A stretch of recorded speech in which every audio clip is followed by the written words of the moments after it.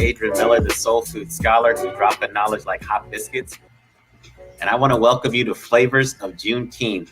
We've got an all-star lineup here for a great panel discussion. And we're going to be talking about a number of things. We're going to be talking about Juneteenth traditions, kind of current trends in soul food, the future of soul food, what it means to us, how we can amplify Black voices, especially in the food space, and then some other things that are on our mind. So what I want to do is slowly introduce all of our panelists today. I want to thank Gregory Johnson for being the wizard behind the scenes, and we've just got a lot of great folks for you to talk to. So first of all, we've got Kevin Bludso.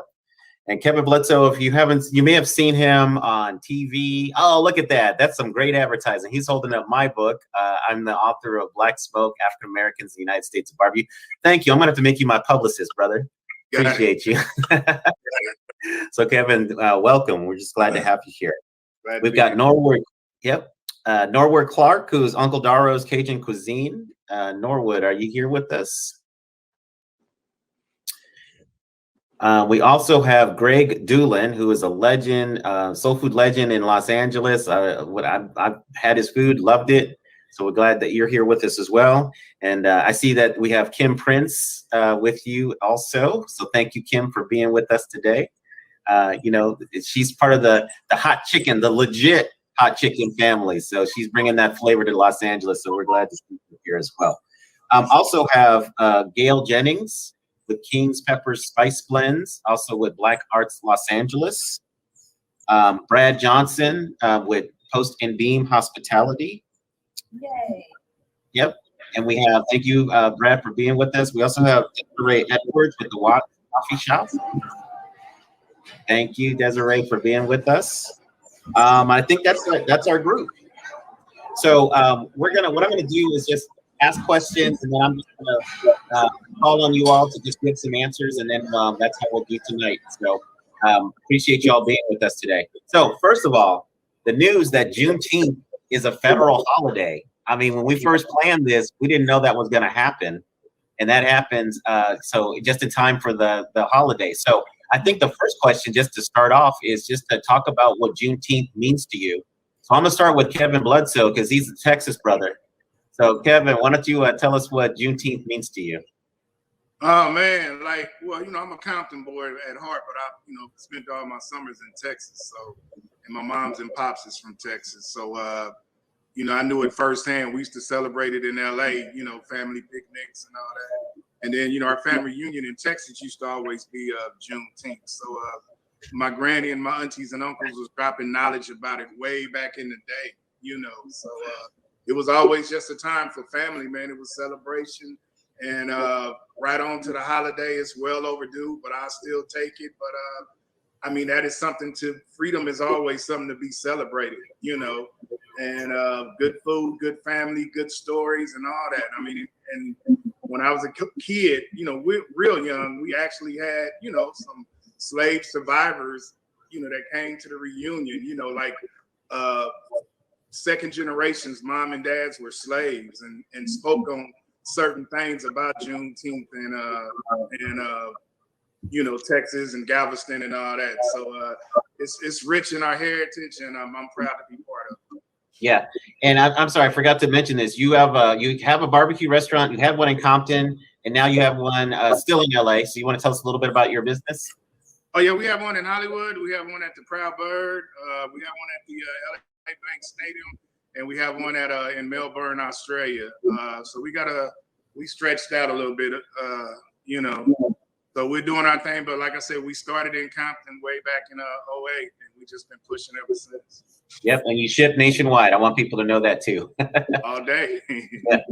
All right, thank you, Kevin. Yeah, Desiree Edwards, why don't you tell us what Juneteenth means to you? Oh, did we just lose her? All right, well, okay, Ms. Edwards, yeah. I'm back. Hey, good evening, everyone. Glad to be here with this esteemed panel. But it means freedom to me. It means celebrating with my own. And, it's a reminder that we really don't have the freedom that we're supposed to have. But I look forward to the barbecue, watermelon, and red soda water in abundance, you know, among people that I love and people that I meet during this time of celebration. You know, my mom is from the Bay Area, so they've always celebrated Juneteenth in a very big way in the Bay. So I have some very fond memories. You know, I've never celebrated it on a large scale in Los Angeles, but the Bay Area, I have a lot of great memories, a lot of free concert, days in the park, and you know, just having a good, big, giant family reunion with a bunch of people I know and don't know. That's great. All right, how about let's go to Kim Prince and Greg Gulen.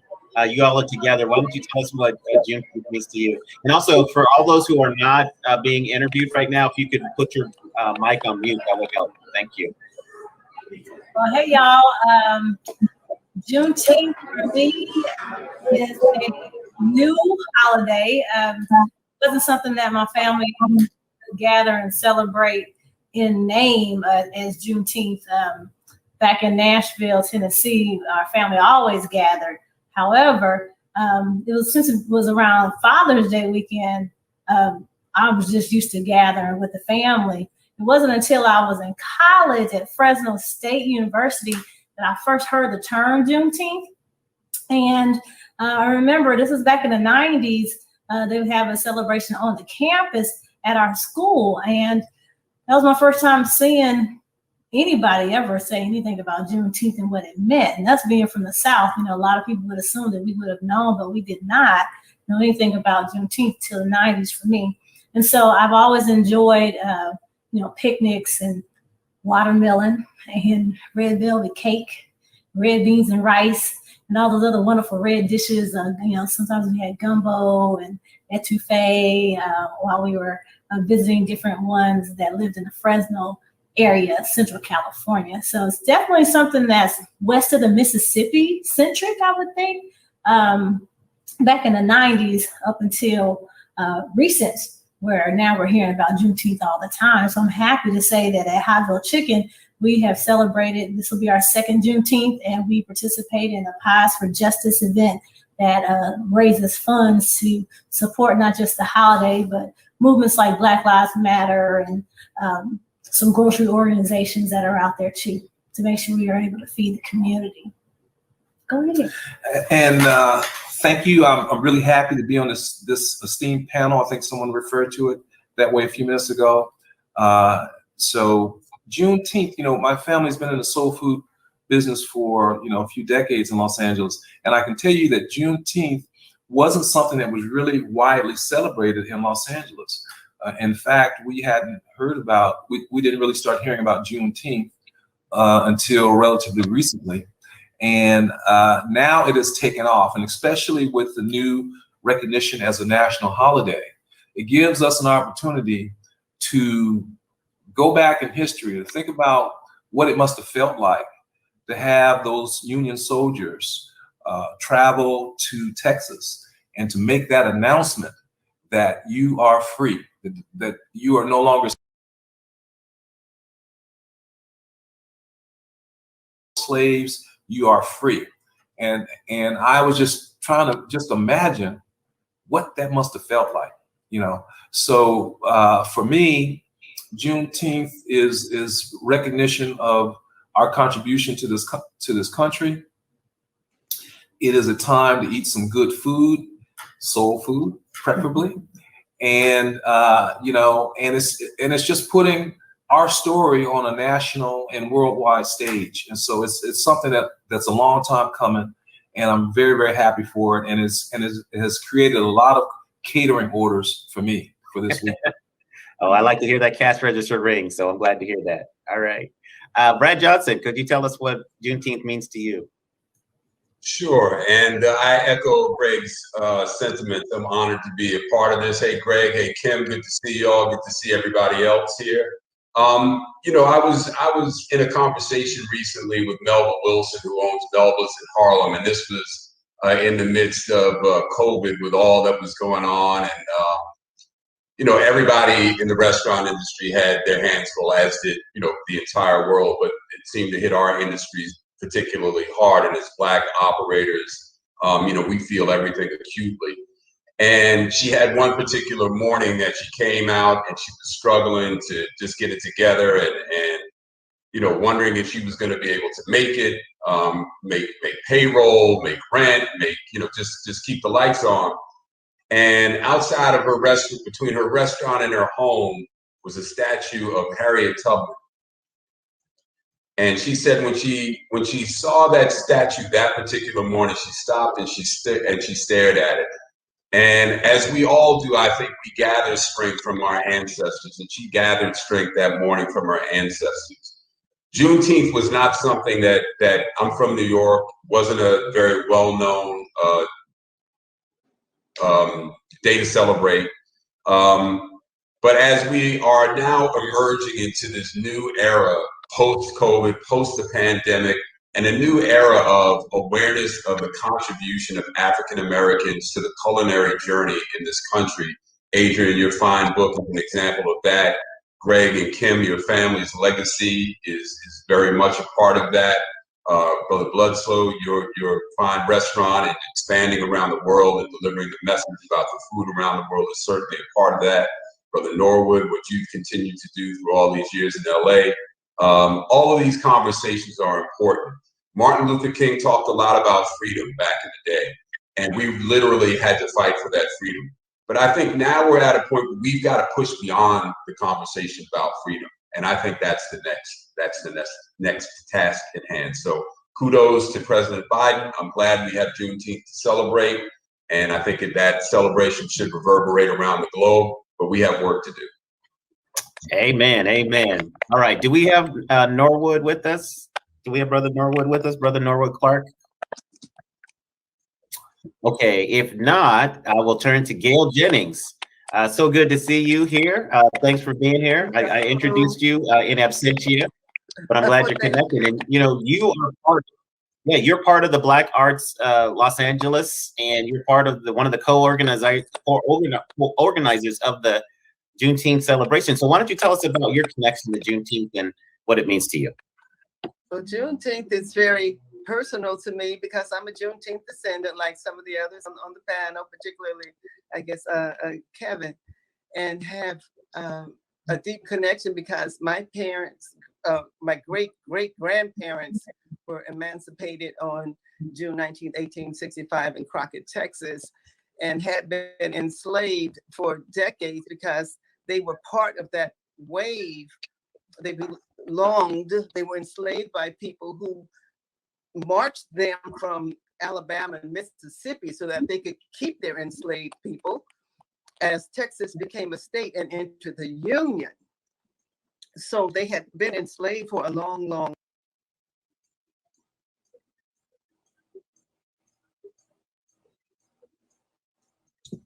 Oh no, I guess we lost her. Well, when we get her back, we'll let her finish out what she was saying. I do want to pivot for a moment right now. And so let me go to you, Desiree Edwards. And I want to ask you in this moment, kind of, we've spent a year talking about racial justice. There was a rush to amplify Black creatives and support Black businesses. I'm wondering, what do you see as ways that people could amplify what you do in your business? How can people support you?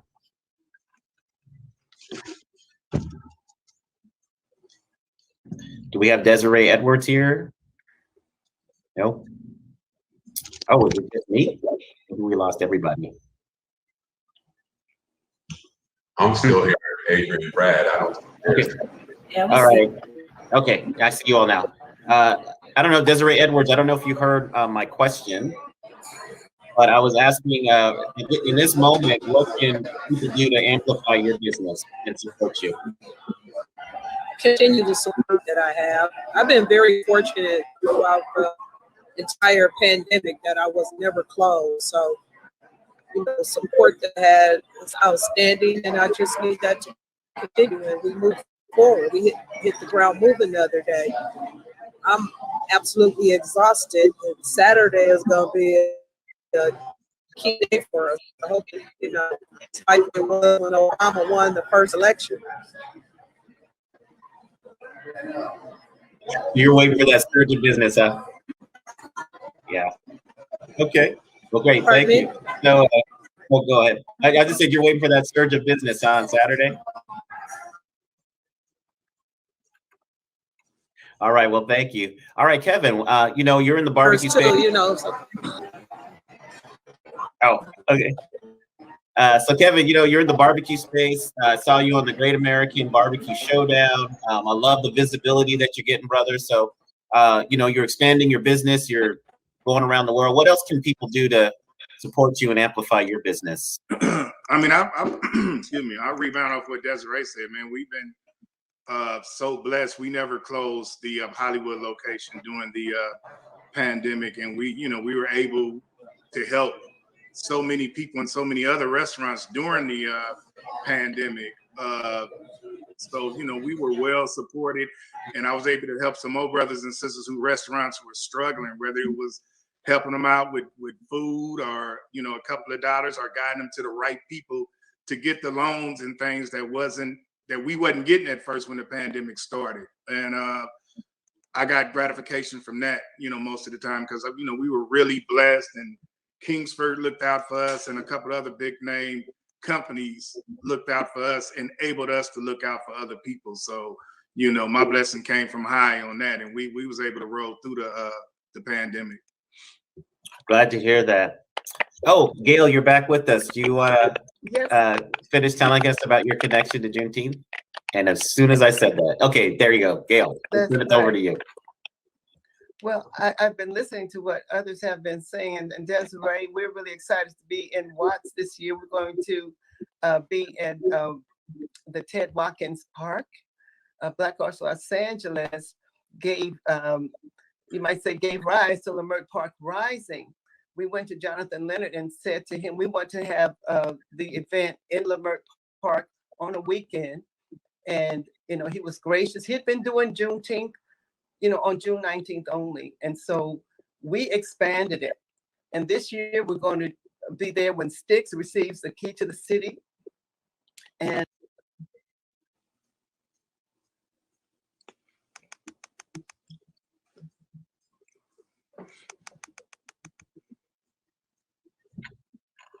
All right. Well, we're having a few more difficulties with Gail. We hope to get her back. I want to go to you, Brad Johnson. You know, Post and Beam, fine dining setting. Can you talk to us about the challenges you had? Because just as a person on the outside, it seemed like fine dining, you know, people that really rely on people being in the restaurant really struggled. And I wondered if that was your case, and, you know, how can we support you and amplify your business? Well, I actually sold Post and Beam to John Cleveland in the summer of 2019. So we missed the pandemic. I'd owned it for the prior 9 years, and John has been the owner since.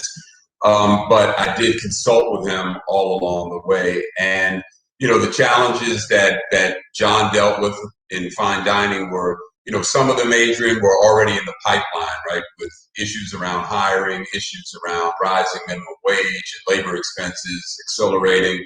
And the pandemic just really put all of those things into the forefront. So I can tell you that, you know, the opening, I mean, you know, not to blame the local government, because I think in the beginning we were, and probably throughout, we were getting at best mixed messages from the government, you know, nationally and locally. The mayor and governors of every state were trying to do their best in reacting, you know, and not harming businesses.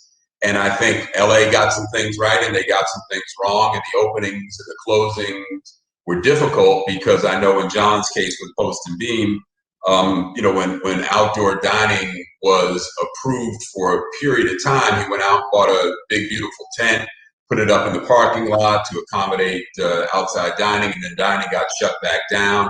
He had ordered a whole bunch of food, had gone through the expense of bringing people back to work, and the expense of the tent, and then there was no revenue to follow that.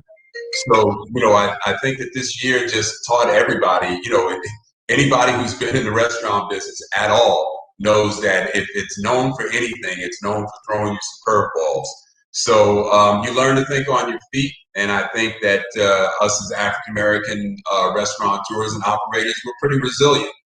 And, you know, we're used to dealing with conditions that can be challenging, And I think this was certainly the case with the pandemic this year, but I'm very pleased to say that John has come through it. Post and Bean is busy, and I think folks are anxious to be out, and fortunately, John's doing well and managed to hang in there. Okay, great. So what are you doing now, and how can we support you now in your current endeavors?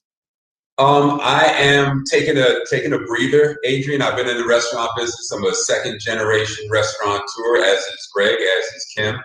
And, I'm taking a little break, and I started a podcast called Corner Table Talk, primarily centered around issues relative to food, drink, and culture, but that's pretty expansive. I've had guests from Ta-Nehisi Coates to Danny Glover to John and Gobin, who were my partners at Post and Bean. I hope to have Greg and Kim, and so I'm in the podcast game. So you can tune in on your favorite platform to listen to podcasts and give me a thumbs up. All right, that sounds good. Now, when you're saying you're taking a breather, is that an invitation for us to vacation with you, or am I reading too much into that? Of course, yes. You are certainly welcome to join me. I'm currently in Miami, Florida. Bought a house down here recently, and Miami's an interesting city. I've been visiting for a long time, so absolutely welcome to come down here, man. And I had dinner at Red Rooster, Marcus Samuelson's restaurant, a week or so ago, and it's a beautiful, beautiful spot over in Overtown. So there's a lot going on down here. All right, nice. All right, I want to get to Kim Prince and Greg Dulan. I want to pivot and talk about kind of African heritage cuisines, as I call them in the United States. So one of the most prominent ones is soul food. And Greg Dulan, you've been in that space for a while. So what do you think is going on with soul food these days in terms of customer perceptions, appreciation, and do you see any future trends emerging with soul food? I'm just curious what your take is. Soul food is alive and well in America. We are, we haven't skipped a beat during the pandemic. Soul food is that traditional food that a lot of us grew up eating, our parents grew up eating, and our parents' parents grew up eating. And so it's deep within our roots, and I believe it's here to stay. Soul food is a tourist attraction, if you will. There's a lot of soul food tourism in America, and so often when folks go to a city, and maybe some of you all have experienced this, they'll ask, well, where's the best soul food in town? And that question gets asked a lot when people visit Los Angeles. Fortunately, if we're lucky, they'll show up at one of our Dulan's locations. Soul food, particularly with the unrest and the things that happened in 2020, there was a surge in popularity. In spite of the pandemic, people were looking to support, soul food and Black-owned restaurants, and we experienced a tremendous outpouring of support, philanthropy, and just and we were able to give that back to the community in the form of providing meals to senior citizens in Los Angeles. I think the soul food business is here to stay. Just like other ethnic cuisines, Chinese, Mexican, Italian, soul food is a staple in America, and I believe there'll always be a segment of the country of Americans that want to eat the food. So let me follow up on that real quick. So one thing that has puzzled me is why we don't have a national soul food chain. Do you think that's a possibility? Many have tried. I don't want to do it, but no, that's a joke. But it's a tough business, and Brad mentioned the rising costs. Soul food menus are typically very protein heavy. They can be labor intensive with all the dishes that we have to cook. And so, and the cooking of the food is very personalized. And so being able to duplicate that across the country and have that same personal feeling of a Kim Prince coming and saying, hey, y'all, how y'all doing today? That's not easy to duplicate on a national scale. You guys remember the Black Eyed Pea restaurant? That is the only national chain that I can ever remember that actually made a good. They made a good stab at it, but for whatever reason, it's just tough. But it's possible. It's possible. Okay. It's possible. So Kim, you know, I have to go here. So there's so many people doing Nashville Hot whatever. Even in Denver, we have Nashville Hot chicharrones and oysters, that kind of thing. So give us your perspective on this trend, and you know, how do you see yourself in this space as the one of the guardians of the legit version of this? So I'm just wondering what's going through your mind these days. Adrian, that was a perfect segue. I like the word guardian. Thank you for using that term, because there's something about a unique fingerprint, and the Prince family definitely has an authentic, unique fingerprint when it comes down to telling the story of Nashville Hot Chicken and how the business came to be, being the first family to do it. So as far back as we've been able to record, we're the first family in America to do Nashville Hot Chicken as a business. So I'm very, very proud. I don't take the title of being hot chicken royalty lightly, because with it comes weight of having to maintain the authenticity of how it's prepared, and an expectation of upholding the legacy of the Prince family and starting that business back in the 1930s. And I'm here on the West Coast, so I'm a long way from home. But I've always said that Nashville Hot Chicken, I don't know that my great Uncle Thornton would have thought that it would have been practically on every continent on the globe, but I can venture to tell you that dang there is. It may not be in Antarctica, but be a cool place to eat. So it's and then I like to say that we've inspired a lot of people to do Nashville Hot Chicken. It's taken on different forms and interpretations, which is wonderful to see. Even on the Hotville Chicken menu, we've got a secret menu where we do tacos and taquitos. That's a definite Western or Southwest influence on my menu that we're doing here in California that you won't find in Nashville yet on the family restaurant Prince's Hot Chicken's not doing that just yet. But there's lots of cool ways to massage Nashville Hot Chicken into just about any dish out there. And that's what we're seeing. I get invitations all the time, even in Melbourne, Australia, where Kevin had the place. You know, like there's tons of Nashville Hot Chicken there, and other places across the world that I've yet to get to. I would love to go travel and visit a lot of them just to sample and try it out. The unique spins on it is a feather in the cap, I think, and I would like to believe that my ancestors are in their graves or applauding from the thrones of heaven, saying, bravo, bravo, keep going, keep going, keep going. And to think that it was just a little bit of pepper trying to get back at a man for not being so faithful, returning to what it is right now. Before I move on from you, I'm just curious, what do you see as in terms of plant-based menu items? Are you pivoting to doing more plant-based stuff? Are you because I'm seeing that as a trend in a lot of places. I'm just wondering if the two of you are really thinking about that right now. I can say absolutely. You can go to Hotville today and ask for a plant-based sandwich, and we'll provide you one, because it is it's not typed out on the menu, but if that's what you got a craving for, I can definitely fulfill that. So we do have a plant-based menu right now. Okay. And that's something that we've explored at Dulan's, and you know, that look for something coming down the pipeline in the future. Okay. Will we also see potato salad with raisins in it? Is that going to be on your menu? No. Hey, if I may, I know Kevin. Here we go. Yes, Brother Kevin and I were just on a panel recently, and the question about raisins and the topic of potato salad came up and what we put in it. So I've never had potato salad with raisins in it. I've got some other salads that had raisins in it. So it's a very puzzling thing that makes me scratch my brain to understand why people do that. but they didn't do it in Nashville, I can tell you that much.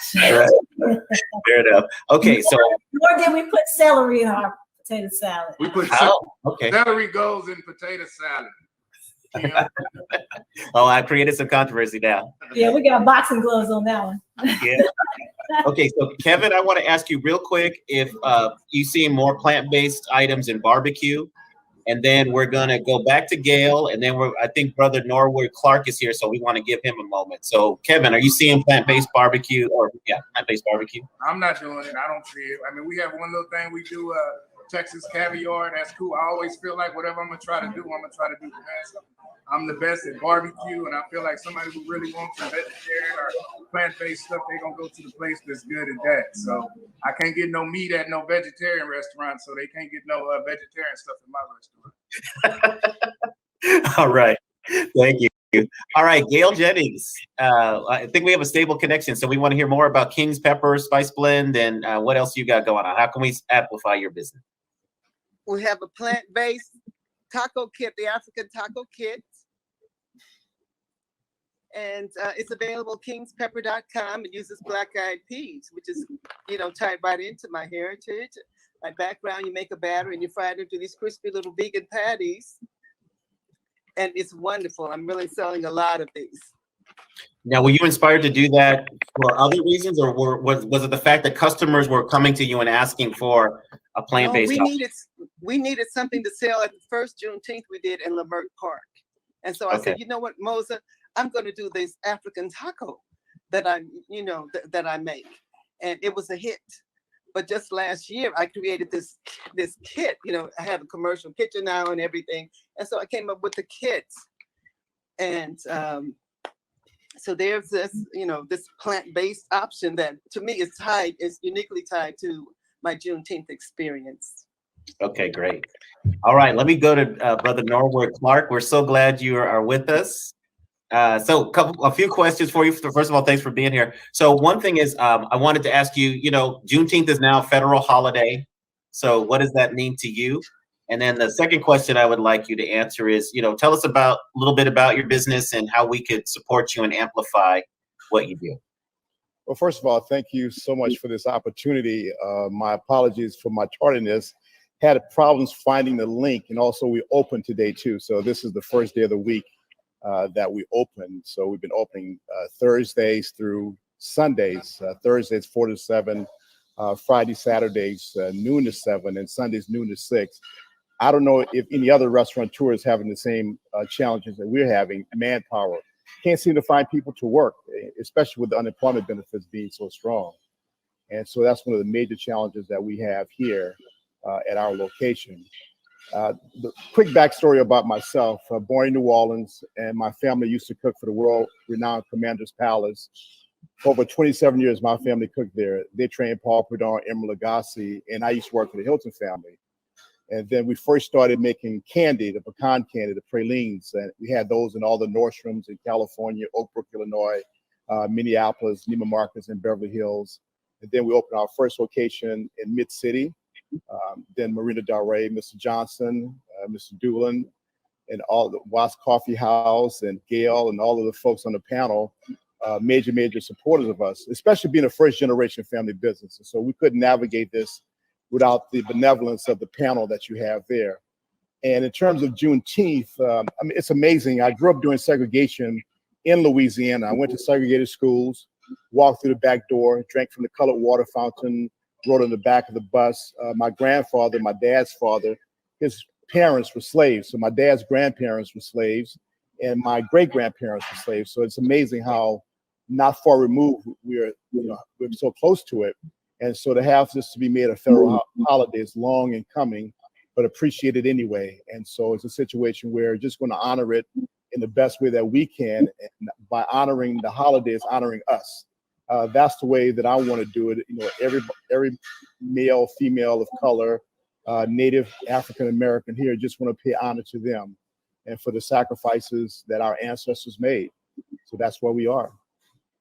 Thank you. And I'm glad you mentioned that point, because I don't think a lot of people realize how close we are to slavery and even closer to segregation. They think it's like something that was long ago, and that's not the case. So thank you for that. And I was really, I don't know if you heard this earlier, but Kevin Bludso was talking about some of the Juneteenth celebrations he went to. Enslaved people or those who were related to them were there to give testimony so that we wouldn't forget what that was like. So thank you.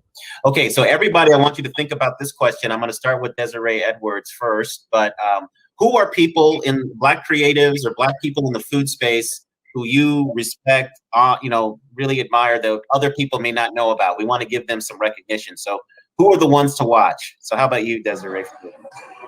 Oh boy, wow. Honestly, you're looking at everybody. Greg, Norwood, and I started together in a Black Restaurant Association.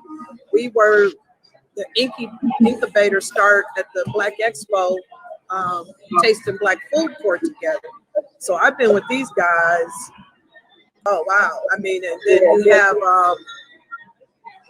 Adolph Dulan. I frequent his hamburger city over on Santa Barbara.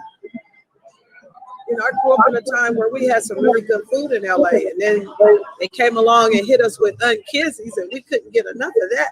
So, I've been amongst some very phenomenal restaurateurs, and it's been a blessing because I've watched them shine. I watched them shoot for the moon and achieve so much success, like Kevin Bludso.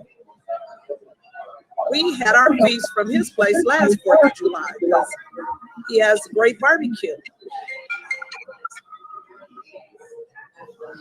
Thank you. Brad Johnson, how about you? Who should we be watching for?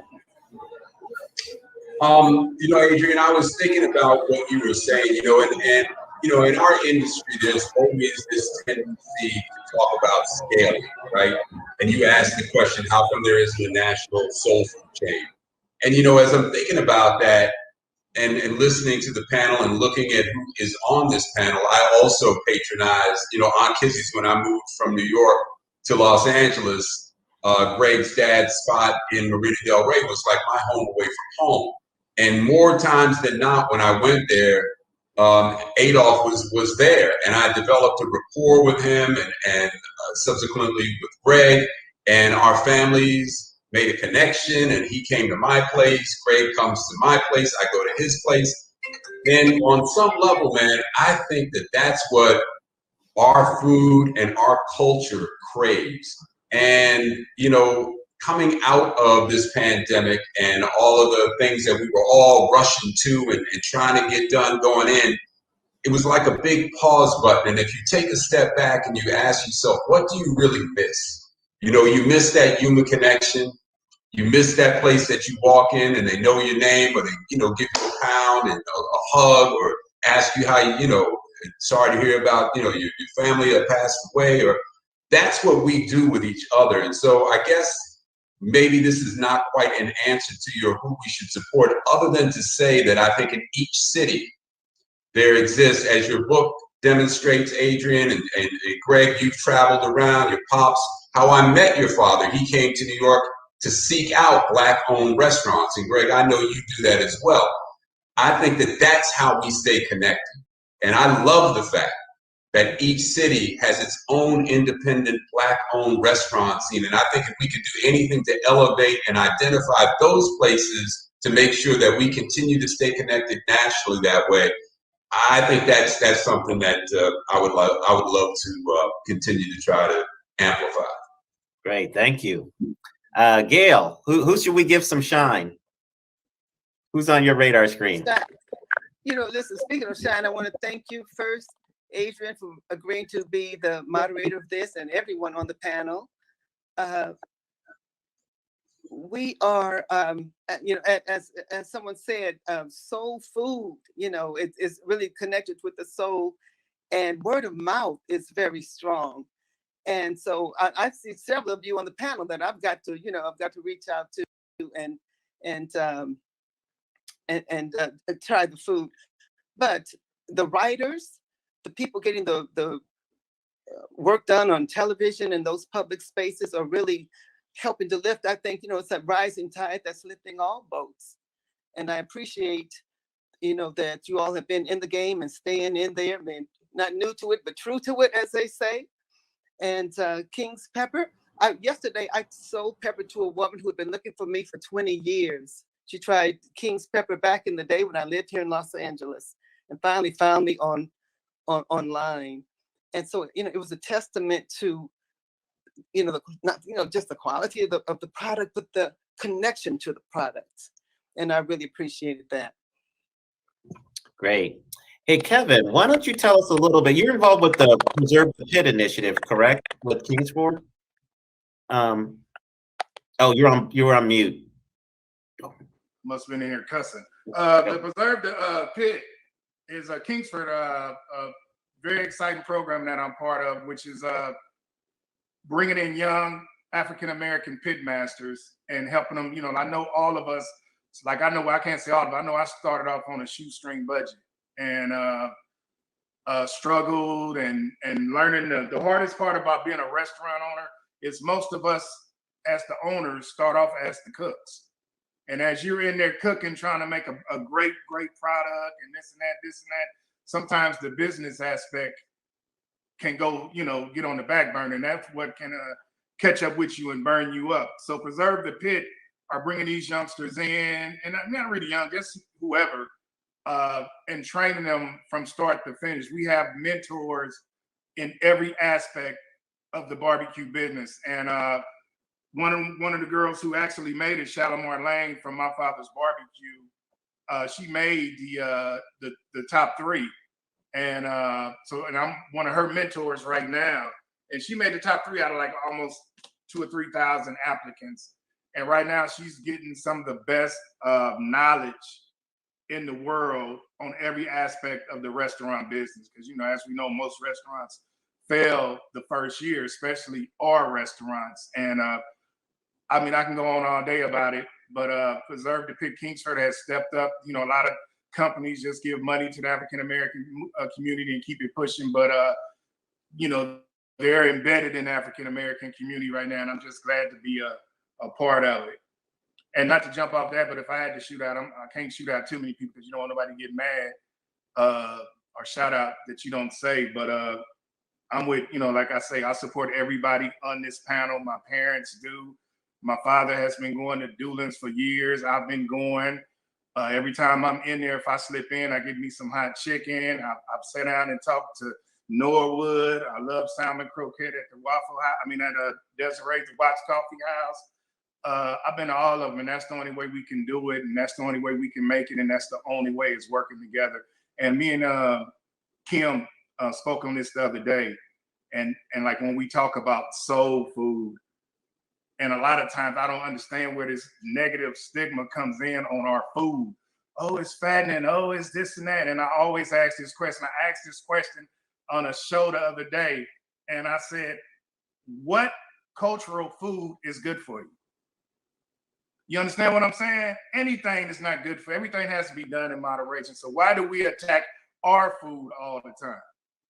I'm not eating chitlins every single day. I'm not eating oxtails every day. But when I eat them, I'm going to give props to my folks. And I know that's all we had to eat.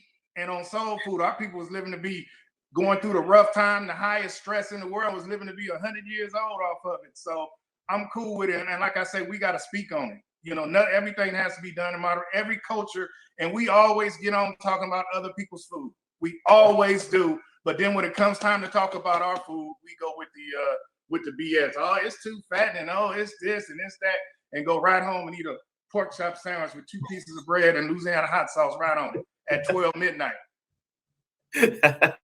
That'll preach. So, Kim and Greg, how about you all? Who are you looking at these days? Who should we know about? You want me to go first? I like that pork chop sandwich. That might be a special on my menu next week. First of all, let me just say that I have a picture that I'm very proud of. And it's a picture with my 2 mentors. On one side of me is my father, the late Adolph Dulan, the king of soul food. and on the other side is Brad Johnson. And the picture was taken at Post and Bing. And I had the privilege of having both of these gentlemen in my ear, with obviously with my dad from birth. And so I'll always appreciate that. As it relates to who we should look at, they're not in the soul food game, but this young group of restaurateurs are going to blow up in the United States. And Kim, you know who I'm talking about. They're from Nashville, Tennessee, and their company is called what? Slim and Husky. Slim and Husky. And they do a pizza. They're in the pizza business, but they do a pizza that is out of this world. And they're growing. They're growing nationally, and 8 locations. They're growing really fast. They just partnered with Kevin Johnson, the former mayor of Sacramento, and opened a location in their first California location. And that's a young group to watch. The other business I would say to watch would be Hotville Chicken. And I'm sitting next to my partner right now. Hotville Chicken, we talked about the growth of Nashville Hot Chicken, but Hotville has something unique. Hotville has one of the original spokespersons who can claim roots to Nashville Hot Chicken. And not only can she claim roots, but she does it eloquently. She does it with a smile, with a charm and a grace that just, the customers just love her.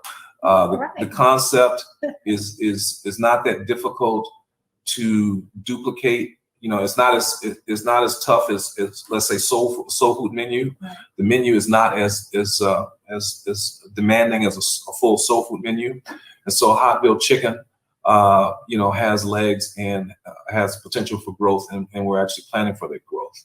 And I'm gonna go back on what I said. Dulan soul food can grow. We can grow, and we discovered a new method of serving that just came out of the pandemic that is really working. And this particular, the way we're serving now, and we're able to serve people faster, we can grow Dulans as well. So Hotville Chicken, Slim and Husky, you may not have heard of, and who knows, maybe Dulan soul food. What about you, Kim? Yeah, I would love to add, honors to all those who started in the business of the food space before us. But I'm always looking at the next generation of young chefs that are out there, some culinary trained, some backyard trained, some of them trained in the church kitchens. But whatever the case may be, Los Angeles, I'm meeting lots of new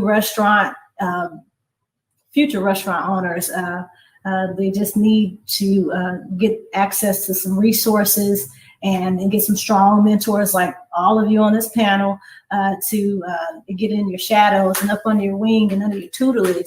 It took partnership for Hotville to really get the bandwidth that it has to root itself in Los Angeles the way it has so far.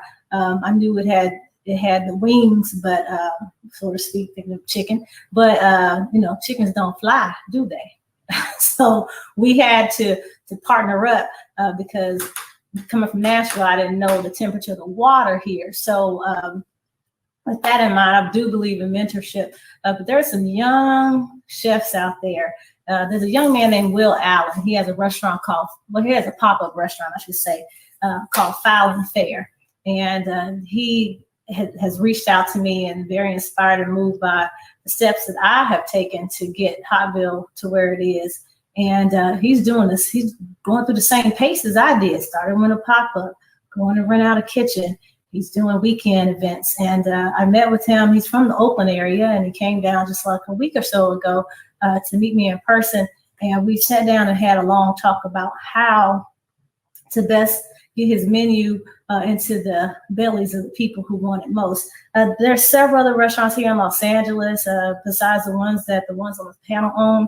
But adore chefs like Naisha Arrington. She used to have a restaurant called Native.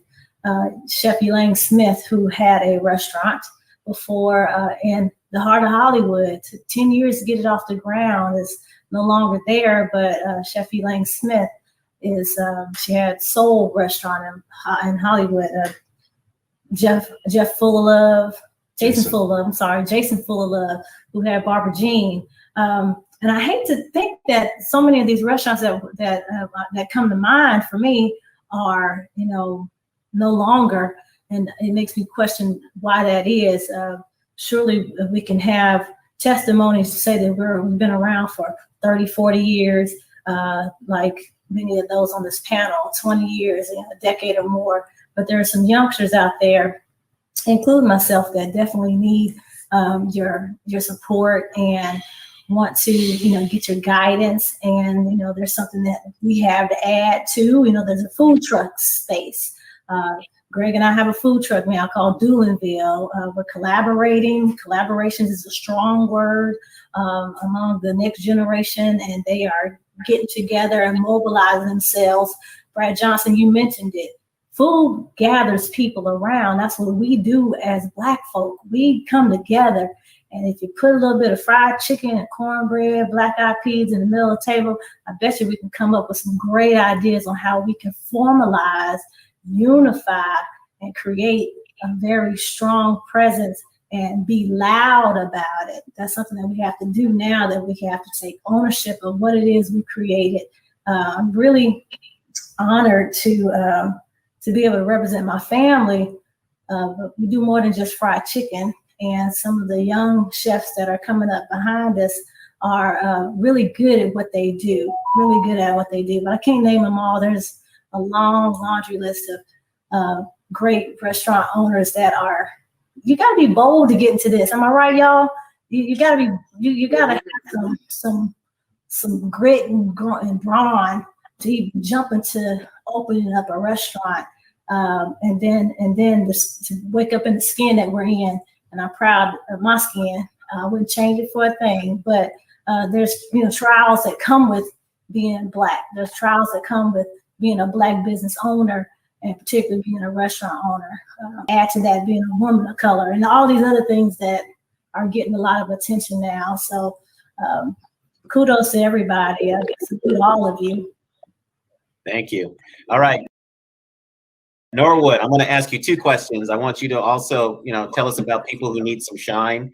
And then I like to end my panel discussions with a benediction. So the question, this is going to be for everybody. I'm going to call you and ask you the same question, but knowing what you know now, what would you have told your previous self who was just getting in this business? What's the advice you would give that previous self? So go ahead.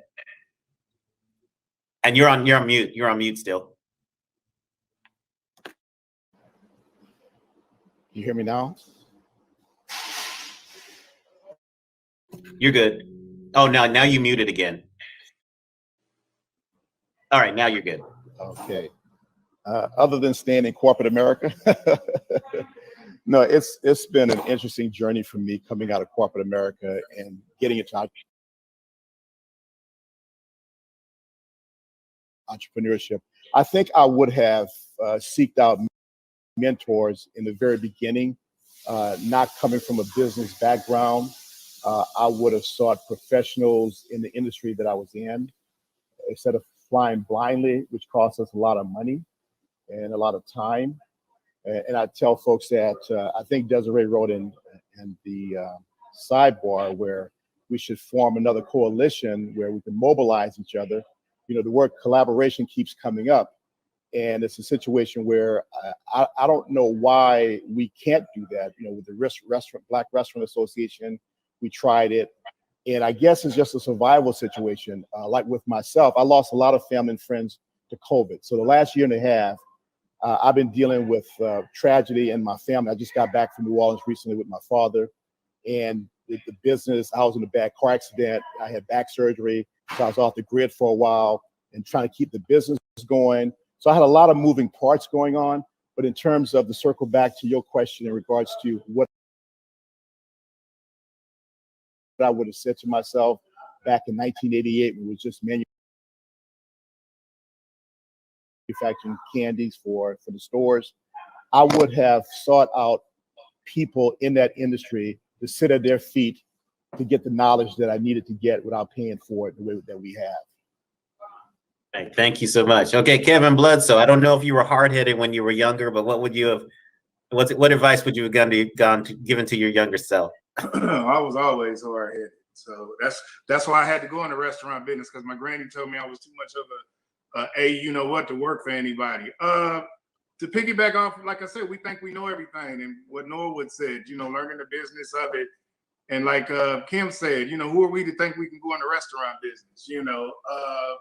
Learning just more in depth of learning the business of the business. That's what I would tell anybody. Learn the business of the business and collab, whether that's, like he said, a mentor or restaurant groups and all that, and just learn how to play the game in the long run, because nobody took on this job to work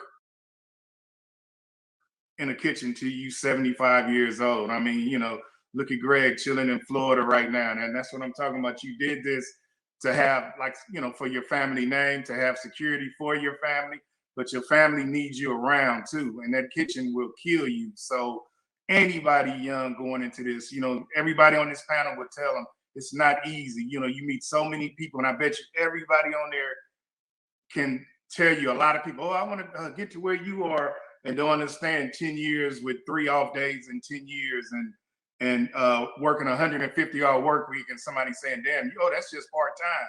You know what I mean? Chasing your dream and all that. So I would tell anybody that, and I would do a lot of things different. But then again, I just think everything is your journey too. Everything is your journey. Everything, if you're teachable, you'll learn from it and keep it moving. If you're not teachable, then more than likely you're not gonna make it. You're gonna bump your head. You cannot have an ego in the food business. And I tell people that all the time. You can have ego on a great product, but you can't have ego if some OGs like, Mr. Johnson or Miss Jennings or somebody from the Dulans got something to say to you. I mean, I'm old school Compton boy. I remember Jacob's Soul Food. I remember Murray's, and you know what I mean? I remember Gadberry's Barbecue and all that. My father used to all those spots. In fact, I got a documentary coming out real soon about the LA soul food and barbecue scene and jazz scene in the 70s. That's just going to be incredible, because we don't get our props, especially in barbecue. We don't get our props. And like I tell people all the time, man, when I was a kid, we had more barbecue places on Central Avenue than most states had. You know what I mean? So, and we have more soul food spots. So, Dulan's and places like that, they are survivors in this game. I mean, the Watts Coffee House is legendary. I mean, I'm out here in Texas and they talk about her. You know what I'm saying? So I'm proud of all y'all. We never forget our history. Everybody that spoke tonight spoke of another older restaurant in LA that we all learned from, and all that. Know your history, learn your history, and respect your history, and always give back. Always give back. Yeah, thank you. So I'm going to go to Brad Johnson. What advice would you like to give tonight? What's a good word from you? Adrian. So first, I don't know if anybody has seen the news about Eduardo Jordan, the talented James Beard chef out of Seattle, losing his businesses and has been accused of some sexual misconduct. And the first thing I would, like to say is, to the panel, I mean, we're all a little bit older, but Bledsoe, Norwood, Greg, we've been around, we know better, but the world has changed. Keep your hands to yourself. Tell your people to keep their hands to themselves. I hate that this brother's career has been derailed. I don't know what's going to happen with him, but it's very sad to see what has happened so far.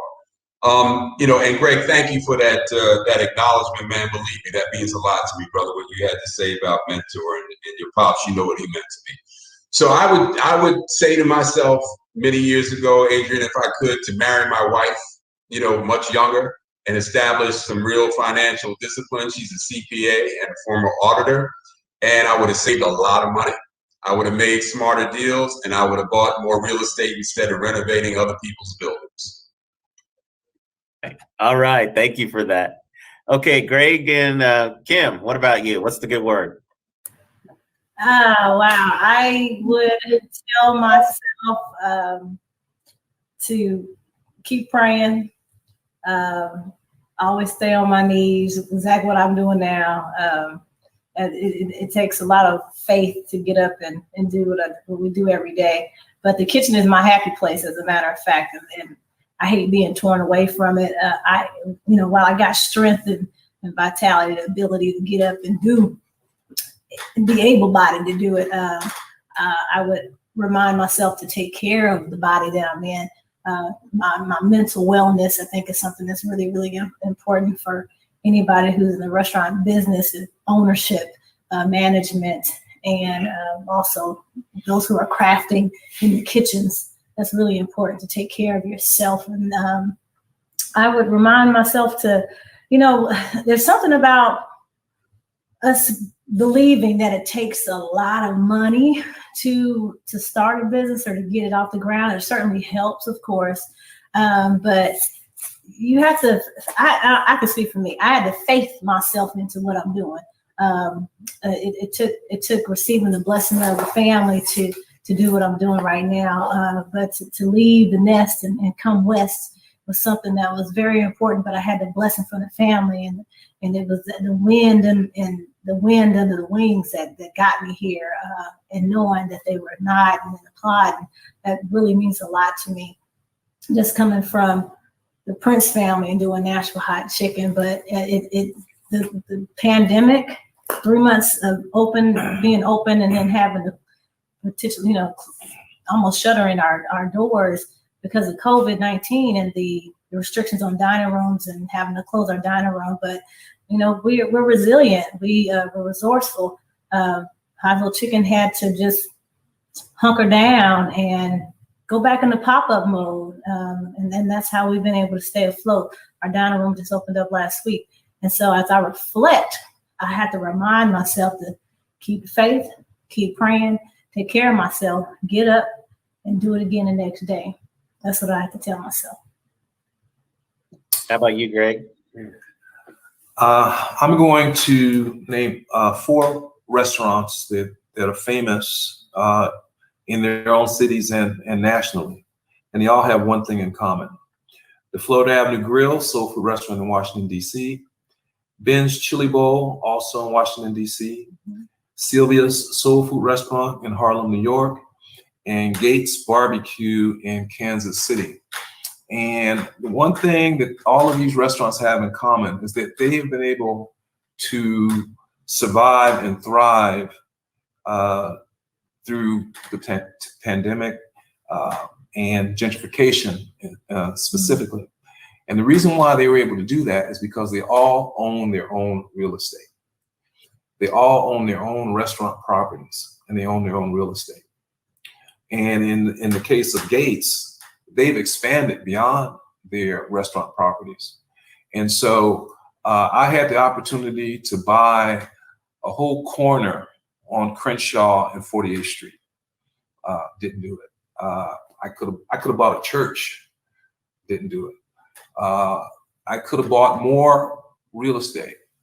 And fortunately, I own the building where I operate now, and I've owned it for almost 30 years. And that has been the saving grace. That has been what has sustained me. I haven't had to worry about a landlord raising my rent, or them selling the building to somebody else who raises the rent and who forces me out of business. And in the time I bought the building, it wasn't the nicest neighborhoods, but now the Crenshaw district is the fastest growing area in the city of Los Angeles. We had so many missed opportunities. We own Soul Food Kitchen, located on the corner of Manchester and La Brea, and we had the opportunity to buy that corner for cheap. Yeah. And we didn't do it. And they announced that they're putting a football stadium right down the block, and the real estate went boom. And all of these, Inglewood, you wouldn't recognize it today, and you won't know it 5 or 10 years from now. But that is the key to our longevity. And I had a conversation with Miss Ali, the owner of Ben's Chili Bowl. when I was at Howard's homecoming year before last, and she said to me, Mr. Dulan, we would not be here if we didn't own our property. They also own Ben's next door, which is their upscale restaurant. We wouldn't be here if we didn't own our property. And as restaurant owners, I think that's how we have to think. We're in the restaurant business, but we should also be thinking about real estate acquisition at the same time. I was so happy to hear that one of the local caterers in the city, who has been renting a place on Crenshaw Boulevard, recently left that kitchen because the kitchen came available, and I asked, where did they go? And I was told that they bought a building somewhere else and relocated their catering company from this place that they rented to this place that we bought. And that's the game changer. That is how we survive long term. That is how we withstand the onslaught of all of these economic pressures that are coming coming towards us. And so that's what I would have done more. I would have bought more real estate.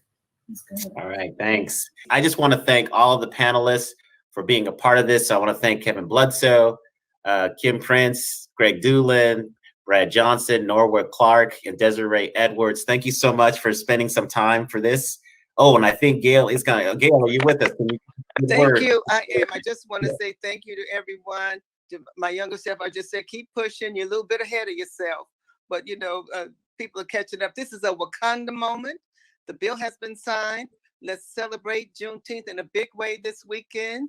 And thank you all. And certainly go out and get your soul food, because that's, at the heart of this Juneteenth celebration. So there are plenty of people to support here, and also supporting those that are coming up. Adrian, I want to thank you. And also to Greg Johnson, thank you immensely for holding us together this afternoon. All right. Well, you stole my thunder. I was trying to think of what I was going to do to close this out, but I think that was a good word. So thank you, everybody. Happy Juneteenth. Blessings to you. And I'll turn it and thank you, Greg Johnson, again for all of your moderation and behind the scenes magic. Thank you. Have a good night.